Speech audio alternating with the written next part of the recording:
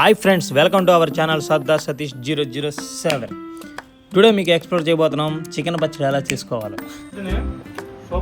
ఇప్పుడు ఈ చికెన్ పచ్చడి ఎలా చేయాలో చూసేద్దాం రండి.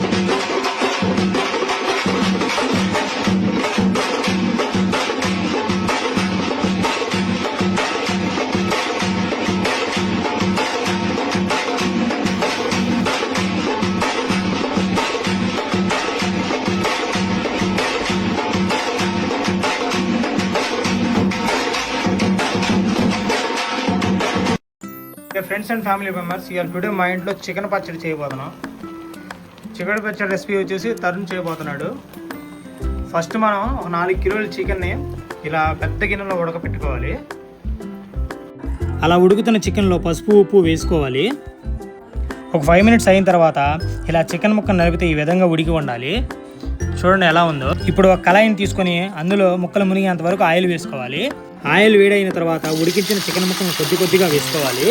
చాలా జాగ్రత్తగా వేసుకోండి ఫ్రెండ్స్, ఎందుకంటే ఆ చికెన్ ముక్కలు నూనెలో వేసేటప్పుడు ఆయిల్ చుక్కలు మన చేతుల మీద పడతాయి. మా తమ్ముడు ఏం చేశాడంటే ఆయిల్ చుక్కలు చేతుల మీద పడకుండా ఇలా గ్లౌజ్ అయితే వేసుకున్నాడు.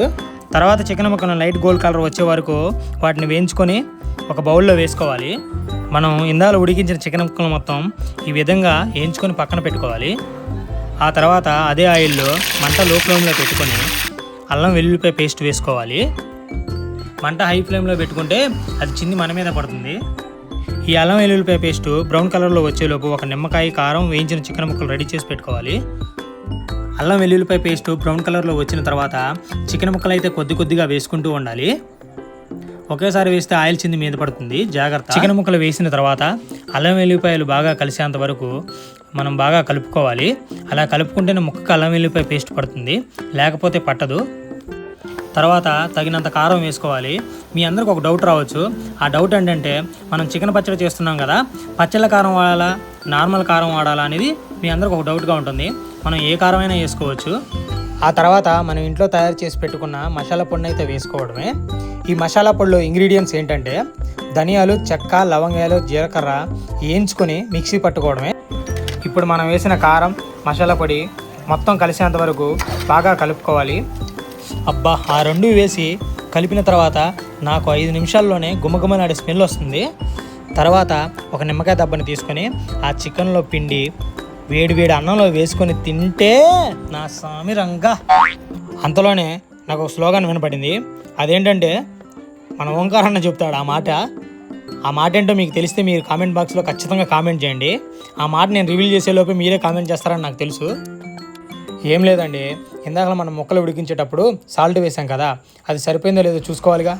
ఇప్పుడు చికెన్కి తగ్గట్టుగా మనకి సరిపోయేటట్టుగా మీ అందరికి కలిసి వచ్చేటట్టుగా సాల్ట్ని అయితే వేసుకోవాలి.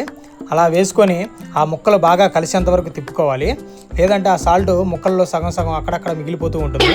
ఇదేంటి ఇందాక ఇంత ఆయిల్ లేదు, ఇప్పుడు ఎందుకు ఆయిల్ వచ్చింది అనుకుంటున్నారా?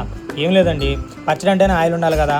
ఒక బౌల్లో ఆయిల్ వేడి చేసుకొని కొంచెం ఆయిల్ అయితే వేసుకున్నాము. ఫైనల్లీ మా ఇంట్లో చికెన్ పచ్చడి అయితే రెడీ అయిపోయింది. మరి మీ ఇంట్లో ఎప్పుడు చేసుకుంటారో కామెంట్ బాక్స్లో కామెంట్ చేయండి. ఇప్పుడు మా తమ్ముడు చేతితో చేసిన గుమగుమలాడే చికెన్ పచ్చడి రివ్యూ అయితే ఇవ్వబోతున్నాను. నాతో పాటు మీరు కూడా వేచి ఉండండి. సూపర్ టేస్ట్గా ఉంది.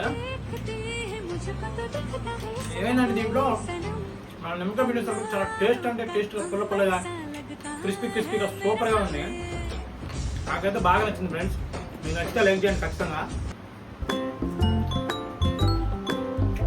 Love you all, bye. Like చేయండి.